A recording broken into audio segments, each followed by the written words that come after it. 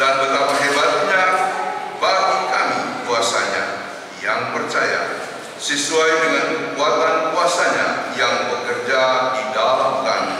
Amin. Jemaat Tuhan, marilah berdiri menyambut pembacaan firman Tuhan yang terdapat dalam Markus 5 ayat 21 sampai 43. Markus 5 ayat 21 sampai 43 dengan judul berikut: Yesus membangkitkan anak Yairus dan menyembuhkan seorang perempuan yang sakit pendarahan.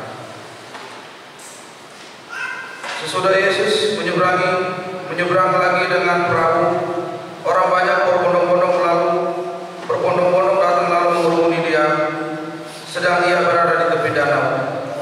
Datanglah seorang kepala rumah ibadat yang bernama Yairus.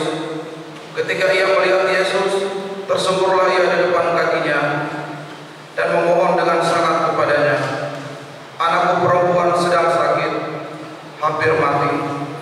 Datanglah kiranya dan letakkanlah tanganmu atasnya, supaya ia selamat dan tetap hidup." Lalu pergilah Yesus dengan orang itu. Orang banyak berbondong-bondong mengikuti dia dan berdesak-desakan di dekatnya. Adalah di situ seorang perempuan yang sudah 12 tahun lamanya menderita pendarahan. Ia telah berulang-ulang diobati oleh berbagai tabib, sehingga telah dihabiskannya semua yang ada padanya. Namun sama sekali tidak ada faedahnya, malah sebaliknya keadaannya makin memburuk. Dia sudah mendengar berita-berita tentang Yesus, maka di tengah-tengah orang banyak itu ia mendekati Yesus dari belakang dan menjamah jubahnya. Sebab katanya, "Asal ku jamah jubahnya, aku akan sembuh." Seketika itu juga berhentilah pendarahannya, dan ia merasa bahwa badannya sudah sembuh dari penyakitnya. Pada ketika itu juga Yesus mengetahui bahwa ada tenaga yang keluar dari dirinya. Lalu ia berpaling di tengah orang banyak dan bertanya, "Siapa yang menjamah jubahku?" Murid-muridnya menjawab, "Engkau melihat bagaimana orang-orang ini berdesak-desakan dekatnya, dan engkau bertanya, siapa yang menjamah aku?" Lalu ia memandang sekelilingnya untuk melihat siapa yang telah melakukan hal itu. Perempuan itu yang menjadi takut dan gemetar ketika mengetahui apa yang telah terjadi atas dirinya, tampil dan tersungkur di depan Yesus dan dengan tulus memberitahukan segala sesuatu kepadanya.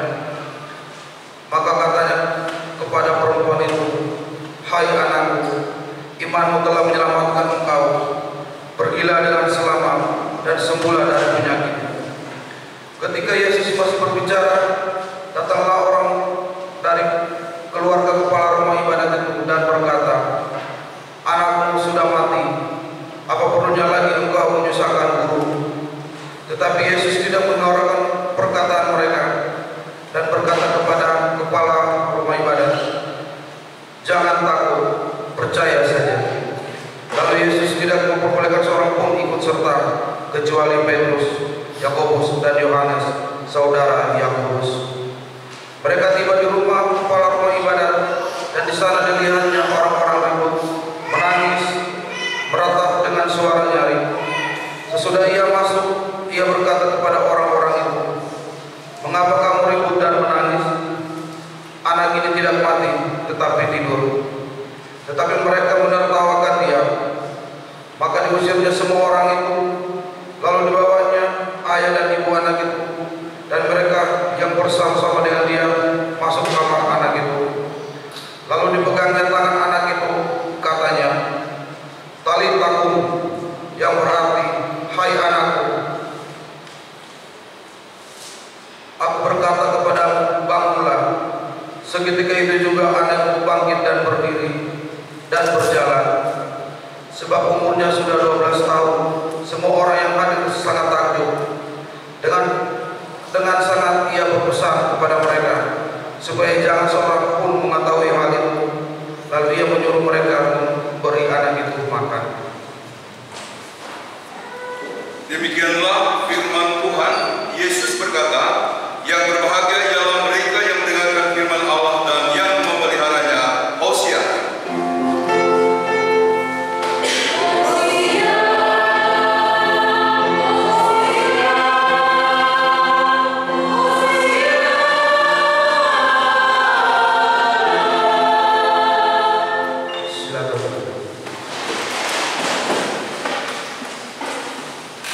Bapak Ibu Saudara yang berada di gereja ini maupun yang mengikuti ibadah ini secara online, live streaming, saya menyapa kita semua. Salam. Selamat memasuki Minggu Sengsara yang pertama. Di kalangan GKST kita sudah mulai Minggu Sengsara hari ini. Di beberapa gereja sudah 6, baru minggu depan. Saya jelaskan sedikit secara akademik. Sebenarnya tinggal 6 minggu. Dimulai dengan hari Rabu Abu. Hari Rabu Abu itu menandai Minggu Sengsara. Jadi minggu pertama setelah Rabu Abu itulah Minggu Sengsara yang pertama. Tapi kita masih mengikuti keputusan Sinode dan pernah saya usulkan tapi rupanya belum ditanggapi. Ya, karena itu kemarin di grup pendeta-pendeta GKST rame. Kita sudah ibadah Minggu Sengsara hari ini, tapi hari Rabu Abu penjelasan begini. Hari Rabu Abu menandai Minggu Sengsara dalam rangka masa raya Paskah. Jadi lucu begitu ya. Akhirnya saya mengatakan begini. Sebenarnya sudah lama Minggu Sengsara itu tinggal 6 minggu, tidak 7 minggu lagi. Dan karena keputusan kita itu mengikat, ya kita ikuti saja dulu. Mudah-mudahan di sidang sinode atau rapat kerja berikut bisa diputuskan. Jadi saudara-saudara, selamat menjalani Minggu Sengsara sehingga kita bisa menghayati arti dari penderitaan Kristus. Yang kedua, selamat datang kepada beberapa orang yang saya lihat wajah baru. Mudah-mudahan ibadah hari ini menjadi tanda berkat yang besar buat kita semua. Yang ketiga, selamat ulang tahun. Ada yang ulang tahun ya. Indah, Gregis dan mengajar sekolah Minggu, selamat ya buat Indah juga kepada mamanya. Dan ada juga yang berulang tahun lalu terlewatkan. Billy, mana Billy? Oh di luar juga ya. Tadi dia, ada Billy. Selamat ulang tahun ya Billy ya. Dia tadi ke belakang menyerahkan syukurnya. Selamat ulang tahun Billy.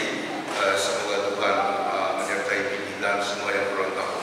Saudara, mungkin pernah mendengar seorang pengusaha yang dulunya mengabaikan ibadah, lalu tiba-tiba dia aktif sekali.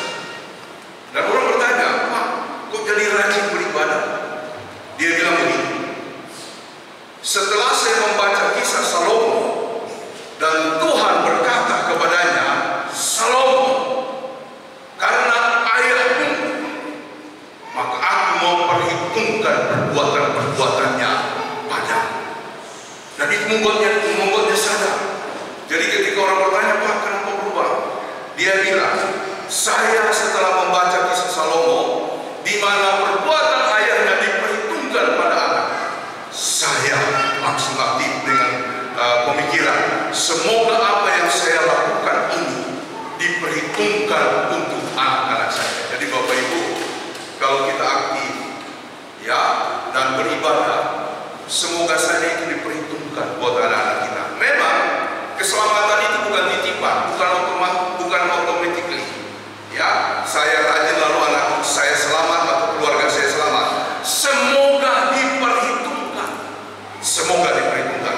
Seperti yang dialami oleh Salomo ketika ayahnya melakukan hal-hal yang besar berkaitan dengan pekerjaan Tuhan di muka bumi. Jadi saudara, ketika dulu pengusaha itu begitu aktifnya dengan segala hal, bahkan perubahan-perubahan yang ada membuat dia lalu kemudian mengabaikan ibadah, doa dan pelayanan. Sekarang dia begitu aktifnya. Nah, dunia ini berubah sangat cepat saudara. Orang bilang tidak ada perubahan yang sejati selain perubahan itu sendiri. Memang tidak ada perubahan yang sejati, karena Apple yang dulu kita bangga-banggakan, bahkan ada yang sudah membelinya, entah itu handphone atau itu laptop, ketika sudah 2 tahun sesuatu yang menarik walaupun masih bisa difungsikan. Sritex ya, mungkin baca berita ya, suatu perusahaan besar